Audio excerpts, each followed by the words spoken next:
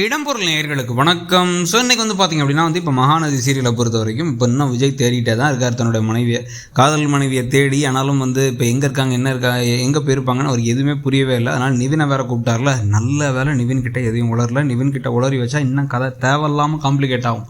அவர் ஏதாச்சும் என்னையா நினச்சிட்டு இருக்க, ஏன் காவேரியா அப்படின்னு சொல்லிட்டு ஏதாச்சும் பொங்கிட்டு இருப்பார். அந்த மாதிரிலாம் எதுவும் நடக்காமல் இப்போ என்ன நடந்துச்சுன்னா அவரே பார்த்து டக்குன்னு யோசிச்சுட்டு, இல்லை எப்படி இருக்க, நீ என்ன பிஸ்னஸ் பண்ணிகிட்டு இருக்க, முன்னாடி ரெசார்ட் பார்த்துட்டு இருந்தியாவோ, இப்போ ஃபோட்டோலாம் எடுத்துகிட்டு இருக்கியா, எப்படி போகுது அப்படின்னா, நீங்கள் கூப்பிட்ட உடனே வரனே, அப்பயே தெரிய வேணாமா ஒன்றும் பெருசாக போகலன்ட்டு, போக நல்லா போகும்னு நம்பிக்கை இருக்குது அப்படின்னு நிவின் பேச, சரிப்பா அதான் ஒன்று பார்த்து ரொம்ப நாள் ஆச்சு, எப்படி இருக்கா என்ன ஏதுன்னு விசாரிக்கலான்னு பார்த்தேன் அப்படின்னு சமாளிச்சிட்டாங்க. ஸோ சமாளிச்சுட்டு ஒரு அனுப்பிட்டு, ஐயோ நம்மளை லூஸுன்னு நினச்சிருப்போம் அப்படிங்க. அவர் என்னடா அது நலம் விசாரிக்க ஆள் நேரில் கூப்பிட்றாருன்னு சொல்லிட்டு ஒன்றும் புரியாமல் நிவின் கிளம்பி போயிடுறாரு. இப்போ இன்னமும் தேடிக்கிட்டே இருக்கவர் நேராக கிளம்பி குமரனை பார்க்கறதுக்காக வராரு. ஸோ குமரனை பார்க்குறதுக்காக இங்கே என்ன பண்ணுறாரு அப்படின்னா அவர் உட்காருங்கன்னா, இல்லை நீங்கள் உட்காருங்க அப்படின்ட்டு, எப்படி போகுது பிஸ்னஸ் என்ன ஏதுன்னெலாம் விசாரிச்சுட்டு, காவேரியோட ஃப்ரெண்டு ஒருத்தவங்க இங்கே இருப்பாங்கல்ல, அது ஒரு சின்ன விஷயத்துக்காக தேவைப்படுது அப்படின்னோடனே, இங்கே நிறைய ஃப்ரெண்ட்ஸ்லாம் இல்லை, ஒரு ஃப்ரெண்டு தான், அவரோட நம்பர் மட்டும் தரேன், நோட் பண்ணிக்கோங்க அப்படின்னு நம்பரை கொடுத்துட்றாங்க. என்ன ஏதுன்னு கேட்டால் ஒன்றும் எதுவும் தெளிவாக சொல்லாமல் விஜய் கிளம்பிடுறாரு.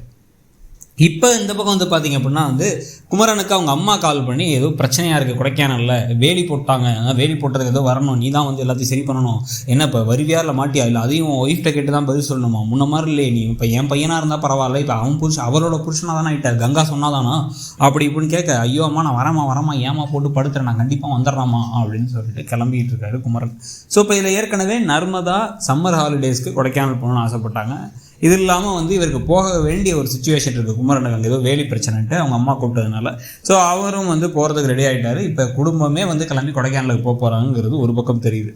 இன்னொரு பக்கம் இப்போ என்ன பண்ணுறாரு விஜய் அப்படின்னா, இந்த ஃப்ரெண்டை கூப்பிட்டு அந்த ஃப்ரெண்டோட வீட்டுக்கே நேராக போய், இங்கே எதுவும் காவேரி வந்திருக்காளா, ஒரு சின்ன மிஸ் அண்டர்ஸ்டாண்டிங் ஆர்கியூமெண்ட் ஆகிடுச்சு, சண்டை போட்டோம், அதனால் கோவமாக கிளம்பி போயிட்டான்.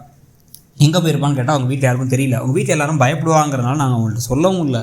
எங்கே போயிருக்கிறதுக்கான வாய்ப்பு இருக்குது காவேரி அப்படின்னா, காவேரி இங்கே வரல, ஆனால் காவேரி இந்த மாதிரி கோவமாக கிளம்பி போயிருக்கா அப்படின்னா அதுக்கு ஒரே ஒரு வாய்ப்பு எங்கே இருக்குதுன்னா கொடைக்கானல் தான். இந்த ஊரில் நான் ஒருத்தி தான் ஃப்ரெண்டு, ஆனால் கொடைக்கானலில் நிறைய ஃப்ரெண்ட்ஸ் இருக்காங்க, அதான் ஊர், அங்கே தான் அவருக்கு எல்லாத்தையும் தெரியும். ஸோ அதனால் அவங்க போயிருக்கிறதுக்கான வாய்ப்புகள் ஜாஸ்தி, நீ அங்கே போய் தேடி பாருங்கள் அப்படின்ட்டாங்க. ஸோ இவங்களும் கிளம்பி அங்கே போகலான்னு சொல்லிட்டு கிளம்பிடுறாங்க. இதுக்கு நடுவில் ஏற்கனவே பசுபதி வேறு கல்யாணத்தை பேசாமல் கொடைக்கானலில் ரெஜிஸ்டர் பண்ணி அங்கேயே ரிசப்ஷன் வச்சுக்கலாம், இங்கே எதுவும் பண்ண வேணாம் அப்படின்னு ஒரு முடிவில் வேறு இருக்கார். இப்போ விஜய் என்ன பண்ணுறாரு, காவேரி இன்னும் கிடைக்கல, ஆனால் காவேரி கொடைக்கானலுக்கு போயிருக்க தான் சான்ஸ் இருக்குன்னு சொல்லிட்டு அவரோட க்ளோஸ் ஃப்ரெண்டு சொல்கிறாங்க. நான் காவேரியோடையே வரேன், நான் கொடைக்கானலுக்கு கிளம்பி போகிறேங்கிறாங்க.